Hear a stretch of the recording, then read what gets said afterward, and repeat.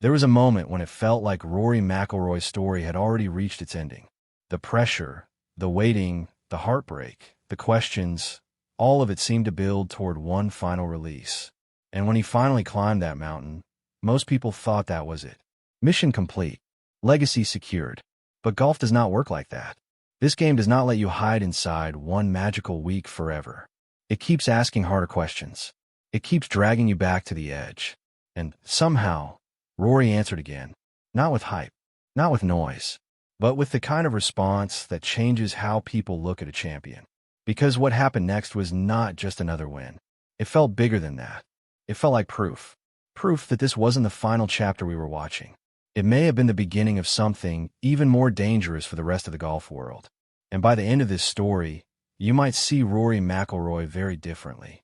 If you truly love golf, if this game means something to you, and if stories like this still give you chills, then subscribe and become part of this golf family.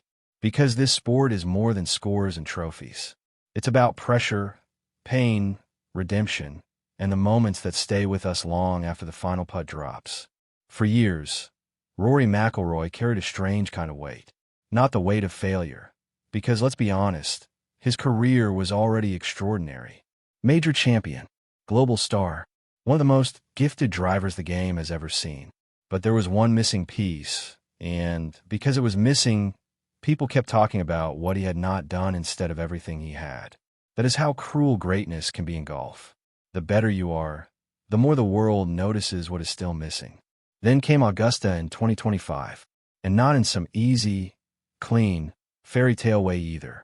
It came through tension, through history pressing on his shoulders, through the kind of Sunday that can either crown you forever or follow you forever. Rory beat Justin Rose in a playoff, and finally completed the career Grand Slam. Just like that, one of the longest-running storylines in modern golf was over. Or at least that's what people thought. Because here's the thing. Sometimes the most dangerous version of a player is not the one chasing the dream. It's the one who already caught it. That's the part so many people missed. We all understand the hunger before the breakthrough. We talk about the obsession, the sacrifice, the years of trying to force a door open. But what happens after? What happens when the burden lifts? What happens when the one thing everyone said you had to do is finally done? For a lot of players, there's a drop. Not because they stop caring, but because something changes. The fire gets softer. The edge gets duller. Human nature kicks in.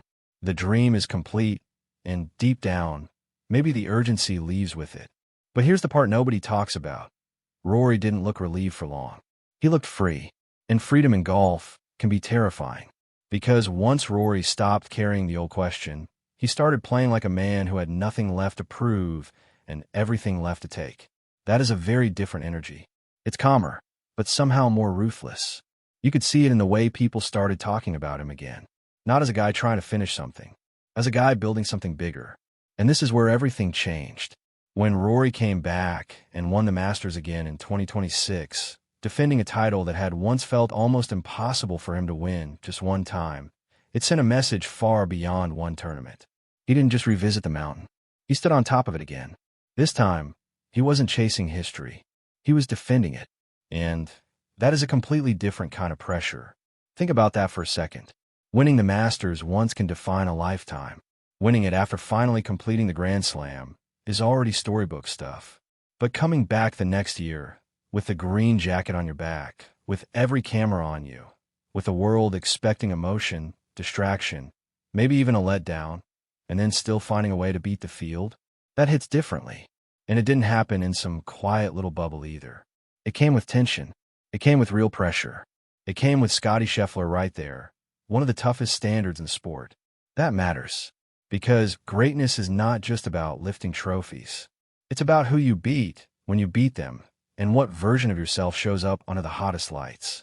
Wait till you hear what happened next, because this is the real shift in the Rory conversation. For years, the story around him was emotional. It was about talent, heartbreak, timing, and whether he could ever get all the pieces to line up again in the biggest moments. But after doing this again, the story becomes something else. Now it's about momentum. Now it's about legacy with fresh movement. Now it's about whether Rory is entering that phase every all-time great eventually reaches, where he stops being a beautiful mystery and starts becoming a relentless closer. And that's a scary thought for the rest of the field. Because when Rory is right, golf looks different. The course looks smaller. The rhythm looks smoother. Even the misses feel playable. He has always had that rare ability to make the violent look effortless. But in this stage of his career, there's something more mature in it. Less rush, less forcing, more patience, more acceptance, more trust. That doesn't mean perfection. And honestly, that may be the most important part. Rory's story still feels human because it has never been too neat. There have been scars. There have been Sundays that slipped away. There have been moments when the game looked heavy again. That's why fans connect to him so deeply. He doesn't feel distant. He feels reachable. He feels like a reminder that even the most talented players in the world can wrestle with doubt, just like the rest of us. And that's why this run means so much. Because it tells every golf fan something we want to believe about this game. That pain doesn't have to be the end of the story. That time doesn't always take things away. Sometimes it gives you perspective. Sometimes it gives you patience. Sometimes it gives you the exact lesson you needed, just later than you wanted it. But don't mistake inspiration for softness. Rory's not just inspiring right now. He's dangerous. And here's why. The version of Rory that needed Augusta had pressure pouring out of every shot. The version of Rory that has already conquered Augusta can now chase everything else with a lighter grip and a clearer mind. More majors. More big moments. More Sundays where the crowd starts believing before the leaders do. That's when a player becomes terrifying.